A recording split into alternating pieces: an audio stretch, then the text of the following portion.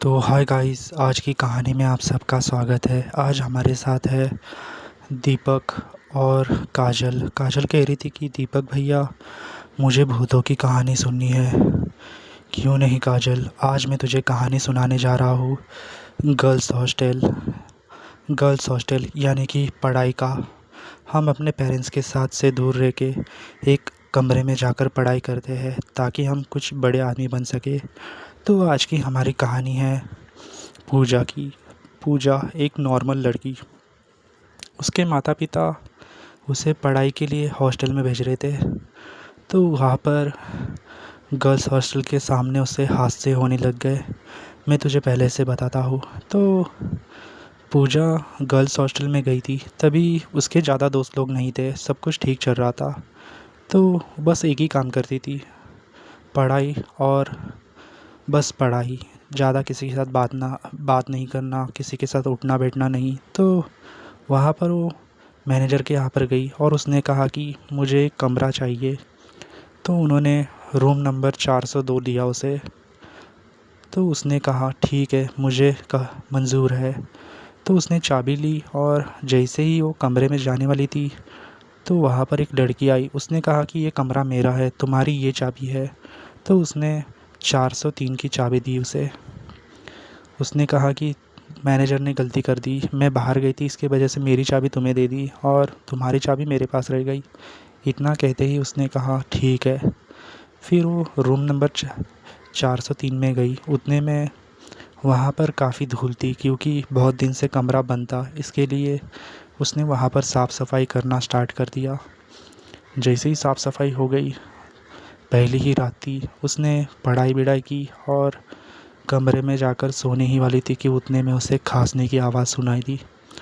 फिर पूजा चिल्लाई। उसने कहा कि कौन है। उसे लगा कि कोई उसके साथ मजाक मस्ती कर रहा है, पर उसके कई आवाज़ देने के बाद भी वहाँ पर किसी ने एक सवाल तलक नहीं बोला।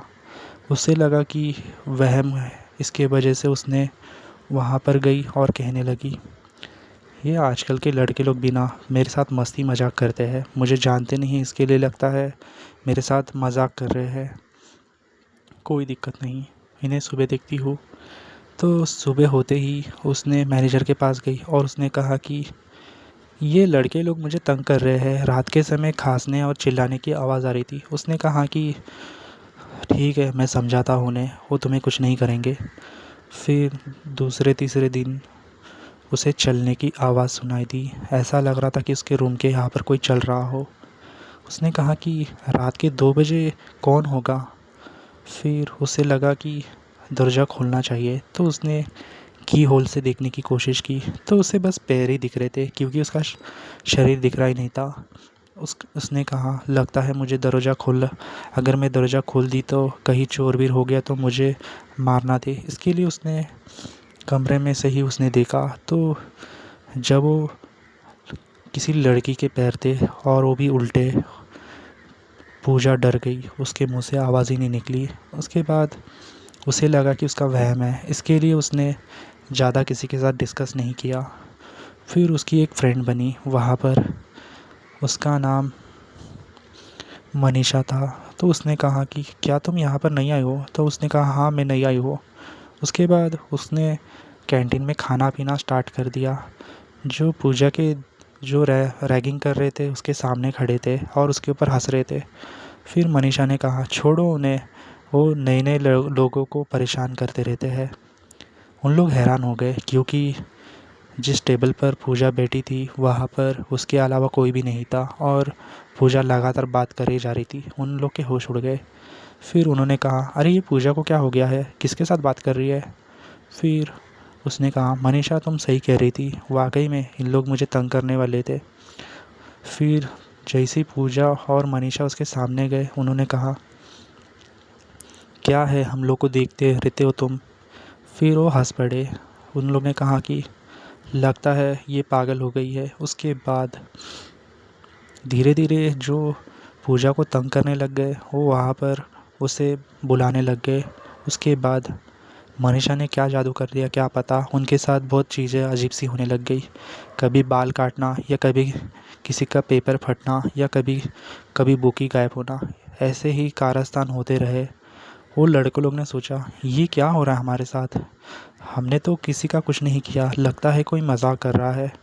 उसके बाद जैसे ही पूजा रात के समय सोने के लिए गई, उतने में मनीषा ने उसका दरवाज़ा ठोका। उसके बाद उसने कहा क्या मैं तुम्हारे साथ सो सकती हूँ? उसने कहा हाँ मुझे मंज़ूर है। उसके बाद अचानक उसके कमरे में थोड़ी हलचल होने लग गई, कभी बर्तन की आवाज़ या कभी कोई खांसना। फिर मनीषा ने उससे कहा पूजा डरने की कोई ज़रूरत नहीं है, ये तुम्हें तंग कर रहे हैं, मैं हूँ, इसके लिए तुम्हें कुछ नहीं डरने की ज़रूरत। उसके दूसरे ही दिन मनीषा और पूजा इतने बेस्ट फ्रेंड हो गए, उन लोग ने खाना पीना सब जगह पे साथ में। फिर जो लड़के लोग थे एक दिन पूजा को मिले और उसने कहा पूजा तू हम लोग के साथ बात क्यों नहीं कर रहे? तो उसने कहा अब मेरी नई फ्रेंड बन गई है, उसने तुमसे बात करने के लिए मना किया है। तो उन लोग ने कहा कौन सी नई फ्रेंड? उसने कहा कि मनीषा, उसका नाम मनीषा है। फिर उन लोग के होश उड़ गए। उसने कहा कि तुम मनीषा की दोस्त हो? हाँ मैं मनीषा की दोस्त हूँ। फिर उन लोग ने बताया जिस तुम मनीषा की बात कर रहे हो वो कुछ साल पहले ही नहीं मतलब इस मर गई है, और तू जितने भी बार उसके साथ मिल रही थी वो उसकी आत्मा थी। उसके होश उड़ गए। उसने कहा कि तुम झूठ कह रहे हो। तो उसने कहा एक काम करो मनीषा को बुलाओ। फिर उसने कहा कि मेरे पास नंबर ही नहीं है उसका। फिर उसने कहा नंबर कैसे होगा, वो मोबाइल ही नहीं यूज़ करती। उसके बाद उसके धीरे धीरे राज खुलने लग गए, जैसे कि उसका असली कहानी उसके सामने आ गई। लड़के लोग ने बोला मनीषा नाम की एक लड़की थी, वो गर्ल्स हॉस्टल में ही रहती थी। एक दिन उससे सब लोग ने देख लिया था मनीषा को एक लड़के के साथ में, वो डेट कर रही थी। लड़के ने उसके साथ प्रॉमिस किया कि मैं तुम्हारे साथ ही शादी करूँगा। उसके बाद लड़के ने दूसरी लड़की को वहाँ से उसके सामने से लेकर गया। मनीषा ने उसका रिलेशनशिप में बहुत साथ दिया था, सब कुछ शादी तक पहुँच गया था। फिर एक दिन उसे पता लगा कि जो लड़का था उसने किसी और के साथ शादी कर ली। इसी बात पर मनीषा को काफ़ी गुस्सा आया और उसने कमरे के अंदर जाकर आत्महत्या कर ली। तब से रूम नंबर 302 में यानी कि 403 में उस मनीषा की आत्मा भटकती रहती है। उसके बाद उसके पूरे रोंगटे खड़े हो गए। वो नई नई लड़कियों को अपने बातों में उलझा देती है और उनके साथ दोस्ती करके उन्हें मार देती है, क्योंकि उन्हें उसका खून खाना पसंद है। तुम्हें झूठ लग रहा रहेगा तो आज रात देखो तुम। जैसे ही रात हो गई तो मनीषा अपने असली रूप में आ गई थी। उसने काफ़ी आवाज़ लगाई पूजे को, पर उसने दरवाज़ा नहीं खोला। दूसरे दिन फिर वहाँ पर एक तांत्रिक बाबा आए और उस कमरे में विधि करने बैठ गए। पूजा भी वही थी। उसने कहा कि ऐसे ऐसे हो रहा है। तो उन लोग ने कहा देखो वो मनीषा यहाँ पर आएगी, तुम उससे डरना नहीं। जितने भी लोग थे सब बाहर गए और वहाँ पर पूजा और तांत्रिक बैठे हुए थे। धीरे धीरे करते हुए मनीषा की आत्मा आ गई और उसने कहा क्यों बुलाया है मुझे? उसके बाद उन लोग मनीषा ने तांत्रिक को उठा के फेंक दिया और मनीषा का चेहरा पूरा सफ़ेद हो गया था, आंखों का कलर पूरा लाल। तांत्रिक ने उसे कैसे तो मटके में कैद कर लिया और कहने लगा जब तक मैं नहीं आता तब तक तुम घर मत खोलना। जैसे ही तांत्रिक ने उसका काम किया अब तुम घर खोल सकती हो। फिर उसके दोस्त लोग को पूजा ने कहा तुमने बहुत बड़े ख़तरे से मुझे बचाया, अगर मनीषा की बात मानकर मैं उसके साथ ही चली जाती थी तो वो मुझे मार देती थी।